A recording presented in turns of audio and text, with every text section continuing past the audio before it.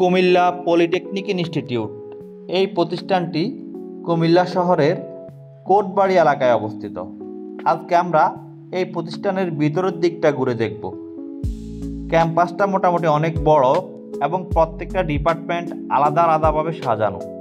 ছাত্রদের থাকার জন্য ইউসুফ ছাত্রাবাস এবং আলমগীর ছাত্রাবাস নামে দুইটা ছাত্রাবাস রয়েছে। ক্যাম্পাসের ভিতর প্রচুর কাঁঠাল গাছ চোখে পড়বে চারদিকেই।